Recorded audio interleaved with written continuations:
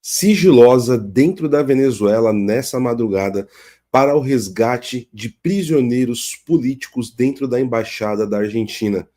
Nós vamos falar sobre isso e quais são as repercussões que já estão acontecendo no entorno desse assunto logo depois da vinheta.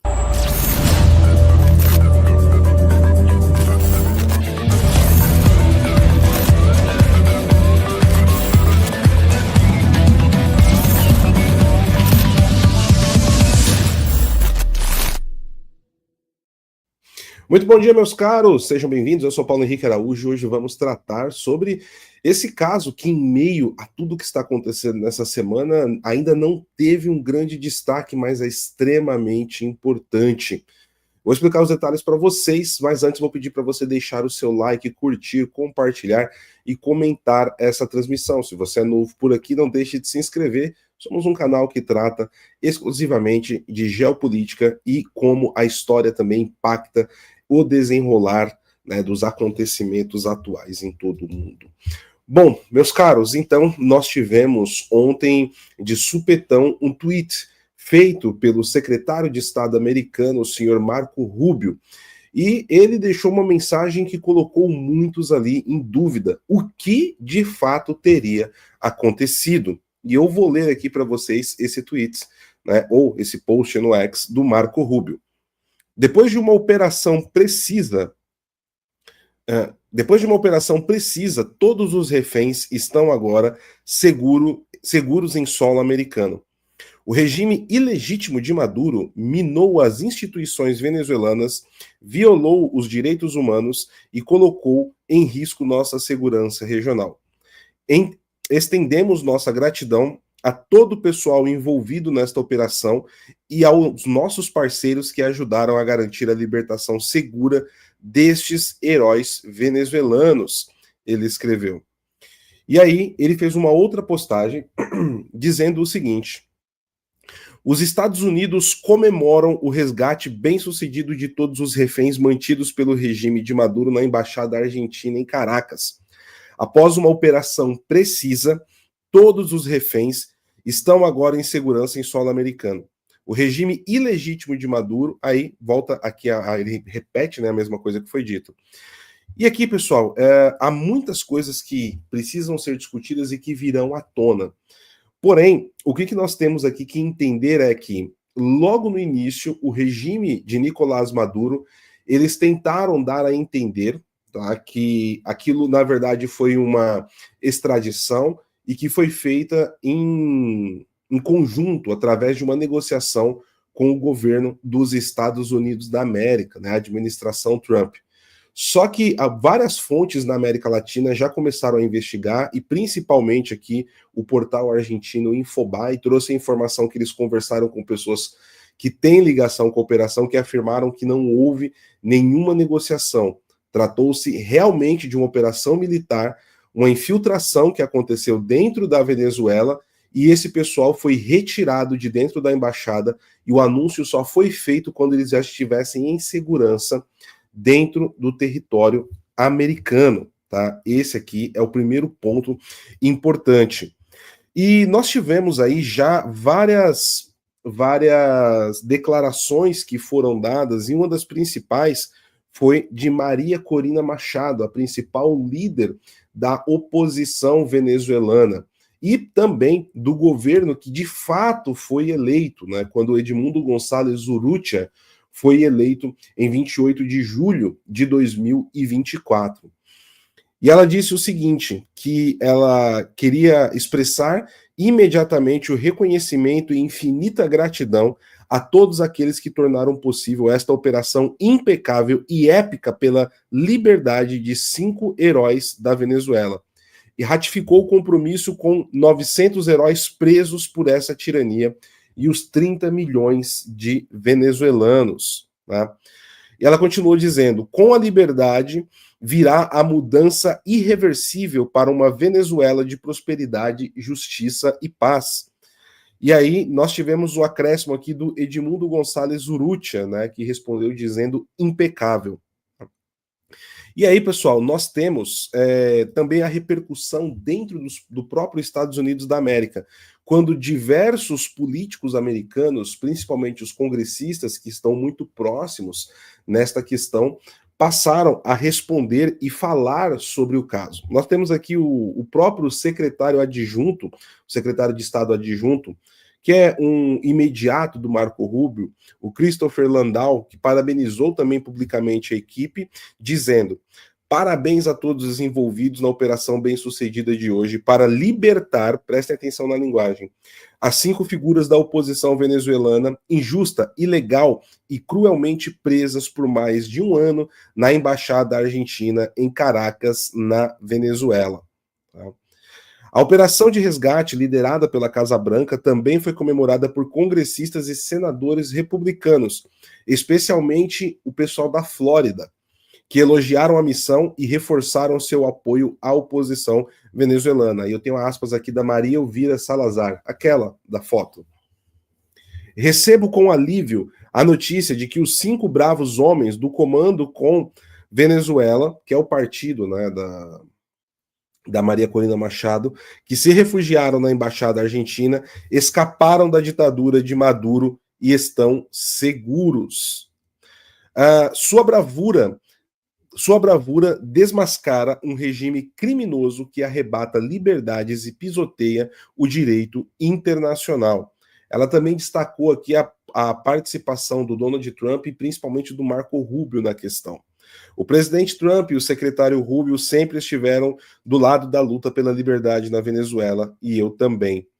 O senador Rick Scott, que é um outro que também é bastante conhecido aqui no Brasil, deu uma declaração e disse o seguinte: graças ao presidente, ao secretário Rubio e a este governo, vários dos presos políticos de Maduro estão livres e seus dias no poder estão contados. Né? Parabéns ao secretário Rubio e ao presidente por esse incrível resgate. Também escreveu aqui o senador republicano da Louisiana, Bill Cassidy, dentre tantos outros, tá? E aí, pessoal, é óbvio que os detalhes de como essa operação de infiltração foi feita, se houve baixas, né, para a SEBIN, que é a polícia política da Venezuela, também ainda não sabemos. É provável que essa informação não venha à tona tão cedo. E aqui eu quero explicar para vocês o que aconteceu, e tem um imbróglio grande, e como eu disse na abertura, que envolve o Brasil diretamente nisso tudo. Tá? Desde o princípio, e ali da eleição, no final de 2023, do presidente argentino, nós tivemos o Milei muito vocal e agressivo contra Nicolás Maduro e dando apoio direto à oposição venezuelana. Maduro começa uma perseguição muito grande a todo e qualquer possível candidato que tenha força para combatê-lo, né, eleitoralmente. É tanto que Maria Corina Machado, ela perdeu seus direitos políticos no final de junho de 2023, por algo que assim não foi tanta coincidência. Foi durante a reunião do Foro de São Paulo, aqui no Brasil, na cidade de Brasília. E por coincidências do destino, só que não, Maria Corina Machado e Jair Messias Bolsonaro perderam seus direitos políticos no mesmo dia, como uma ode, uma espécie de celebração da vitória do Foro de São Paulo, que se reunia novamente no Brasil, no poder. Né, no poder. Inclusive, Luiz Inácio Lula da Silva, ao lado, né, de Mônica Valente, que é a diretora executiva do Foro de São Paulo, e toda a cúpula de diversos partidos de esquerda estavam presentes nesse momento. Né? Então, com isso, vários candidatos dentro da Venezuela foram sendo inabilitados. Mas mais do que isso, todos aqueles que estavam ligados de forma direta ao círculo de apoio, a pessoas que eram ligadas à campanha eleitoral da Com Venezuela, que é o partido, eles estavam sendo perseguidos, presos, tá, sequestrados em plena luz do dia. Isso para tentar ali de todas as formas, né, tirar a oposição da eleição.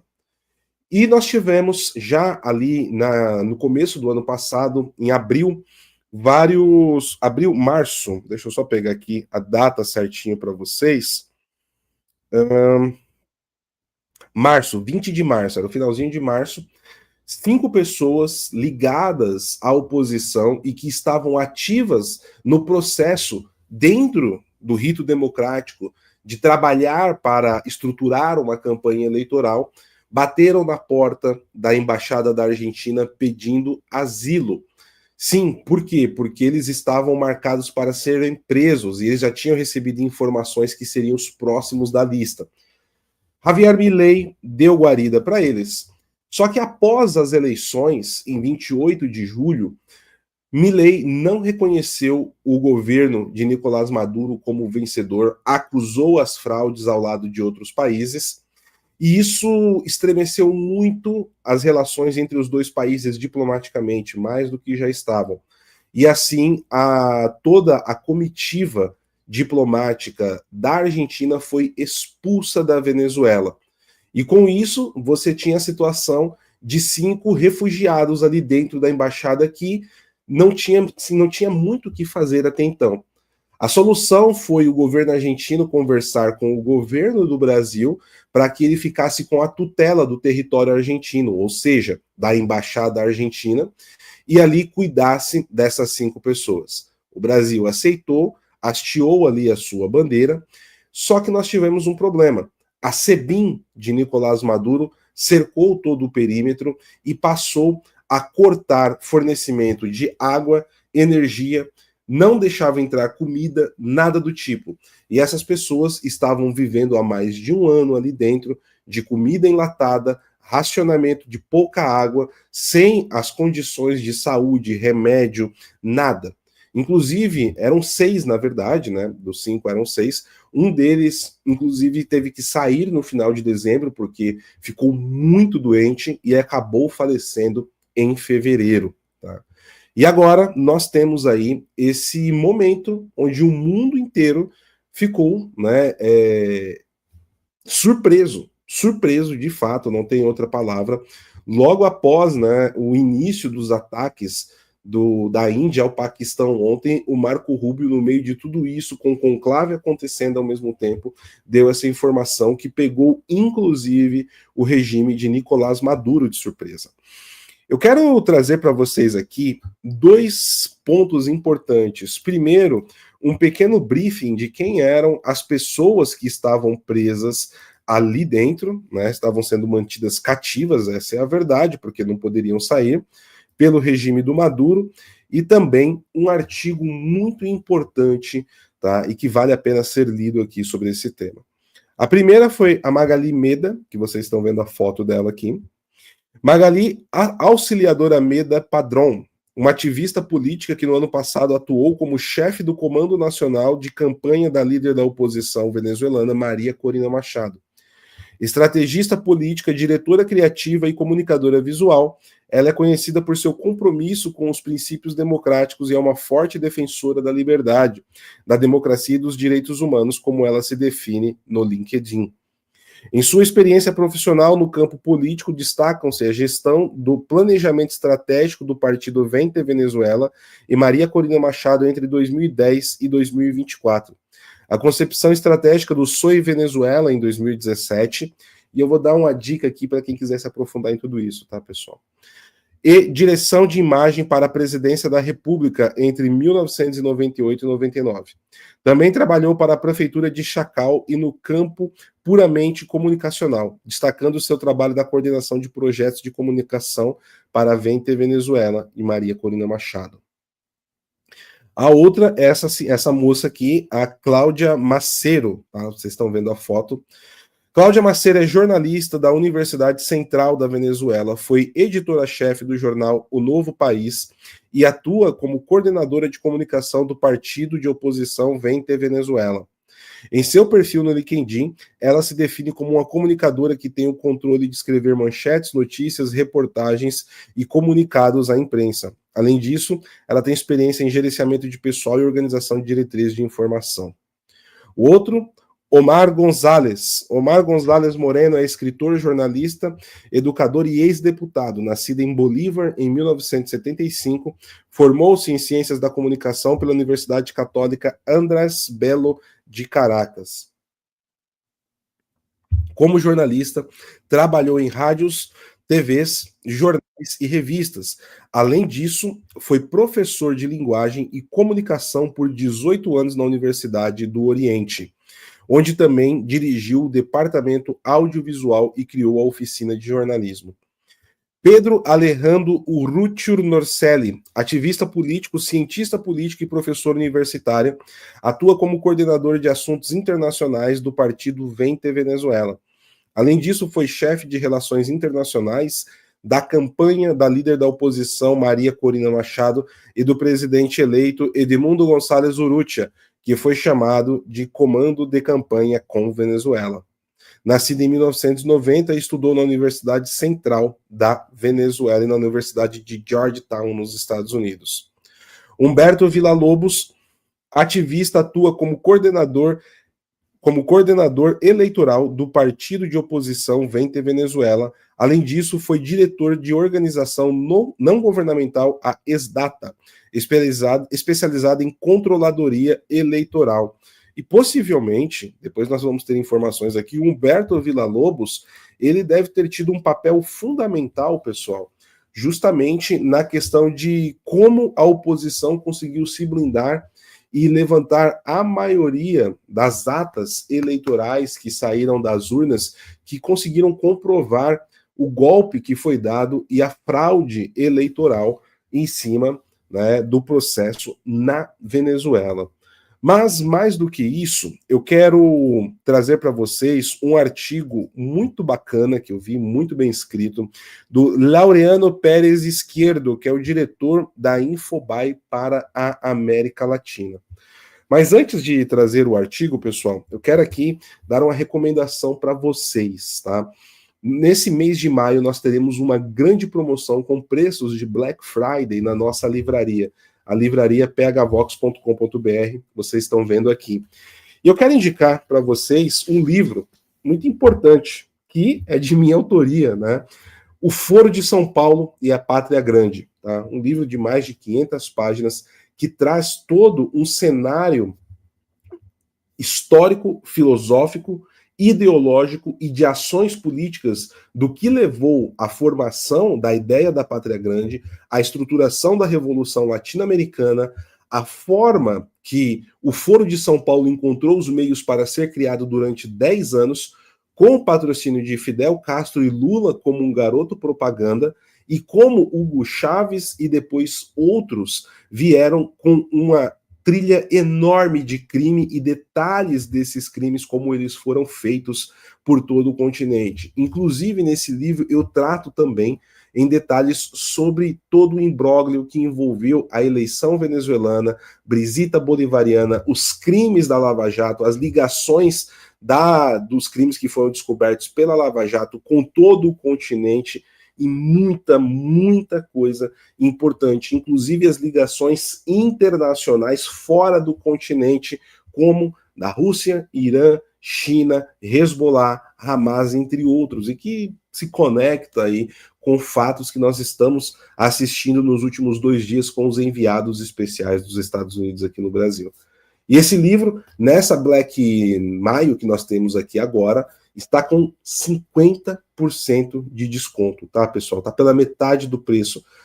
Fui lá, coloquei promoções assim, incríveis, são mais de 7 mil títulos que tem ali preços arrasadores e com frete grátis nas compras acima de R$ 150 para o Sul, Sudeste e as principais capitais do Brasil, tá bom?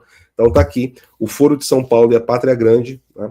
Esse é o meu 5º livro e eu recomendo muito para quem quer entender de fato o que está acontecendo na América Latina. Tá? Muito bem. Então, vou trazer aqui o artigo do Laureano Pérez Izquierdo para vocês. Um golpe humilhante para Maduro e um alerta sobre sua vulnerabilidade. Eram 3 da manhã em Moscou, quando Nicolás Maduro teve que atender uma chamada de emergência de Caracas. Foi uma má notícia, como as comunicações geralmente são nessas horas profundas da noite. Os Estados Unidos libertaram todos que estavam na embaixada argentina. Foi um golpe no queixo.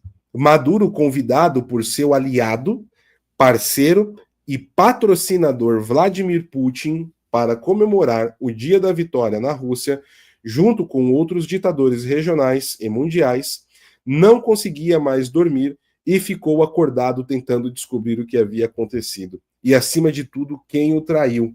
Né? Esse também aqui é um ponto perspicaz do artigo. No momento, pouco se sabe sobre a operação dos Estados Unidos em solo venezuelano para libertar Magali Meda, Cláudio Macero, Omar Gonçalves, Pedro Urrutia e Humberto Villalobos, que buscaram refúgio na sede diplomática da Argentina em 20 de março de 2024. Eles foram vítimas da perseguição que o déspota de Caracas havia iniciado contra a equipe de Maria Corina Machado, a líder da oposição. Receberam asilo e se tornaram reféns do regime chavista. Eles passaram 412 dias lá, perseguidos e sofrendo ataques permanentes das forças de segurança e inteligência de Miraflores. A sede diplomática foi cercada, sitiada, deixada sem recursos, sem eletricidade, sem comida, com água cortada. Mas essas mesmas forças que controlavam e mantinham o prédio sitiado foram enganadas pela operação americana. O pouco que se sabe até agora sobre essa missão é que ela foi saída de um filme, foi planejada em detalhes e envolveu todos os tipos de agentes. Magali Meda, Cláudia Macero aqui, nós temos uma foto deles, deixa eu colocar aqui para vocês, lá de dentro, que eles conseguiram publicar, né? Óbvio que isso daqui foi antes da extração, né? Não tem a data exata dessa imagem aqui, mas eu faço questão de colocar para vocês a foto do pessoal que foi resgatado de dentro da embaixada argentina. Tá? Continuando. Caracas está procurando desesperadamente por responsáveis e traidores, uma cabeça para culpar. A preocupação entre os altos comandantes da política. A operação que os libertou não só representou uma humilhação para as estruturas do regime de Maduro, mas também uma luz de alerta sobre a deficiência do apoio prometido pelos parceiros e aliados da Venezuela, que foram expostos: Cuba, Rússia, China e Irã. Nenhum desses países foi capaz de lhe dar a assistência necessária para repelir as manobras que resultaram na libertação de Meda, Macero, Gonçalves, Urrutia e Villalobos. Maduro poderia repreender todos esses pessoalmente em Moscou. Miguel Dias-Canel, Xi Jinping e, claro, o seu patrocinador e anfitrião, Vladimir Putin, também foram convidados para lá. Ele será encorajado a isso? Certamente ele se limitará apenas a lamentar, lamber suas feridas e gritar contra Washington por violar seu território. Na noite de terça-feira, em horas desesperadas, os hierarcas chavistas tentaram distrair a versão dos Estados Unidos com uma história própria menos humilhante. Eles queriam estabelecer na opinião pública que a libertação havia sido coordenada entre todas as partes, mas não foi assim. A operação decorreu no mais absoluto sigilo, sem a participação de outros atores, a não ser para assistência específica. Até mesmo funcionários enviaram memes, sim, memes, para reforçar sua narrativa. Sua narrativa em curso, perdão. Mas a história de Caracas desmorona por si só, quando em 7 de setembro de 2024, Edmundo Gonzalez deixou a sede diplomática espanhola, onde estava asilado. O Palácio Miraflores ficou encarregado de publicar fotografias mostrando a capitulação do presidente eleito, que deixaria a Venezuela horas depois para Madrid. Desta vez, não só há fotos do suposto arranjo, ou seja, um comparativo, né, com o que aconteceu aqui com o Edmundo Gonzalez, mas não há mais perplexidades do que informações dentro dos muros da ditadura. Isso aqui é um ponto importante, porque a Delcy Rodrigues, tá, que inclusive já foi vice-presidente da Venezuela, ela foi pessoalmente forçar a coleta de assinatura do Edmundo Gonçalves, abrindo mão e reconhecendo a vitória do Maduro. Depois, quando chegou na Espanha, ele denunciou que isso foi feito com coerção e por trás das câmeras com homens armados, tá? E não temos nenhuma foto desse tipo aqui para propaganda, né? Marco Rubio, secretário de Estado dos Estados Unidos e lutador histórico contra as tiranias latino-americanas, foi encarregado de confirmar a notícia. Maria Corina Machado, por sua vez, expressou o infinito reconhecimento e gratidão a todos aqueles que tornaram tudo aquilo possível. É provável que as represálias de Miraflores, ou seja, a ditadura de Maduro, se multipliquem contra outros adversários, mesmo contra os presos políticos de vários países, que o regime mantém como reféns em diferentes prisões do país. Enquanto isso, Maduro tentará sorrir nos dias que antecedem os eventos do dia da vitória em Moscou, cercado por autocratas e ditadores, tentando assimilar o golpe humilhante que acabara de receber. Tá? Então, meus amigos, o ponto aqui é extremamente vergonhoso. Tá? Foi uma humilhação que o Nicolás Maduro sofreu. E eu quero terminar aqui esse programa passando um vídeo para quem acompanha aqui o PH Vox, já viu ele diversas vezes na nossa programação. Mas no Brasil nós vivemos um momento onde as pessoas se negam, em boa medida, né, não todas, mas em boa medida, a olhar para a realidade, e que é discutido profundamente na América Latina, mas não aqui no Brasil, que é como Vladimir Putin e Xi Jinping são dois fiadores do crime organizado aqui no continente, financiadores e mantenedores bélicos, tá? Na bala, na ponta do fuzil, das 4 principais ditaduras que nós temos aqui, além de apoiar as proto-ditaduras que sustentam essas. As 4 ditaduras sendo Nicarágua, Cuba, Venezuela e a própria Bolívia também coloco nesse balaio, as proto-ditaduras, segundo o próprio Carlos Sánchez Berzaín, que tivemos aqui a alegria de entrevistar, ex-ministro da Defesa boliviano, essas 4 proto-ditaduras que dão o sustentáculo financeiro para o Foro de São Paulo são Honduras, Brasil, Colômbia e México. Né? Então, meus caros, vamos aguardar, olhar com calma o que está acontecendo.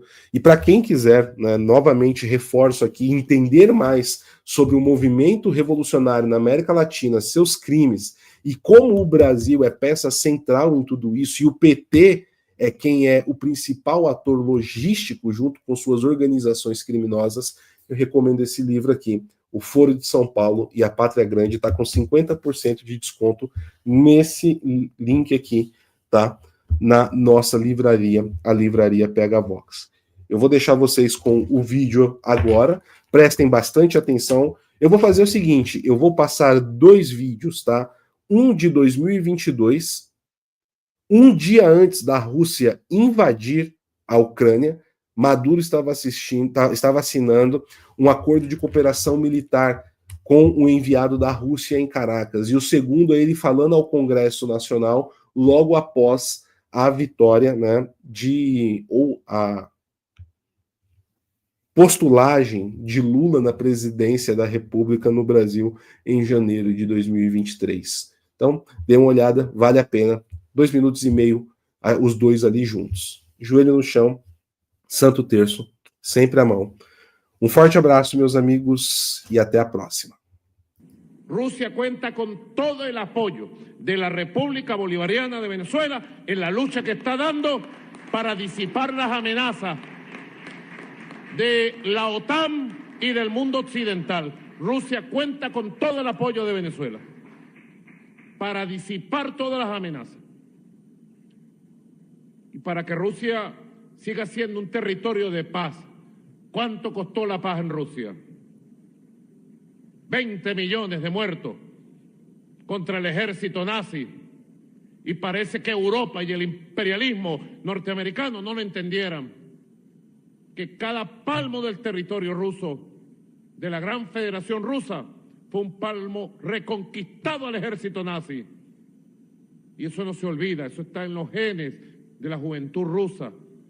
Por eso el presidente Putin sabe que puede contar con el pueblo bolivariano y revolucionario de Venezuela y con nosotros como gobierno. Lo hablaba con el presidente Lula da Silva por teléfono el otro día. Lo hablaba personalmente con el presidente Gustavo Petro. Lo hablaba con el presidente de Argentina, Alberto Fernández. Está llegando una hora nueva, una hora especial para juntar los esfuerzos y los caminos de los pueblos de América Latina y el Caribe, para avanzar en la conformación de un poderoso bloque de fuerzas políticas, de un poderoso bloque de poder económico, que le hable al mundo, que invite al mundo también a la integración, que invite al mundo a la construcción de nuevos polos de poderes, de esa comunidad de destino compartido que habla nuestro hermano mayor, el presidente Xi Jinping. La humanidad como una comunidad de destino compartido, o de ese mundo pluripolar, multicéntrico que habla nuestro hermano mayor, el presidente Vladimir Putin. Para que ese mundo llegue, hace falta un bloque latinoamericano, caribeño, cohesionado, unido, avanzado. Y así lo digo, así lo anuncio, Venezuela se pone al frente de la batalla por la construcción de ese mundo de patria grande, de esa fuerza independiente y soberana que le va a traer más felicidad, progreso y prosperidad a nuestra patria y a todo el continente latino-americano y caribeño. Quero falar agora especificamente do livro do Paulo Henrique Araújo. Ele fez uma postagem que me deixou muito honrado esses dias, dizendo que eu sou referência e que uma referência para ele, que eu ajudei a inspirar. Eu lembro exatamente como se fosse hoje o dia que nós nos conhecemos. Eu fui para uma entrevista no Terça Livre, ele que me entrevistou. Eu só tinha escutado falar dele, assim, nunca tinha tratado direto com ele, e depois da entrevista eu falei para ele, você tem que escrever. E eu achei que aquilo tinha passado despercebido, a gente teve uma longa conversa sobre isso, mas na verdade ele lembrou. E espero que ele lembre também que um dia, numa conversa por telefone, eu falei para ele, você vai ser o cara do Foro de São Paulo, você tem que ocupar esse espaço, porque não tem ninguém que estudou esse assunto como você. E tá aqui o calhamaço que ele acaba de lançar, e não sei se ele lembra dessa conversa, mas que Deus abençoe o trabalho desse cara, um guerreiro sem cansaço, sempre pelo sucesso do Paulo Henrique Araújo, o homem do Foro de São Paulo. Acho que ninguém entende mais esse assunto hoje no Brasil. E o bom é que ele, como estudou muito da política americana, ele pegou toda essa conexão, né, do Partido Democrata, porque ele escreveu o livro com o Ivan Kleber, o Partido das Sombras. Então ele pegou toda essa conexão, por isso que tudo que ele escrever sobre esse assunto tem que ser referência. É uma honra ser teu amigo, Paulão.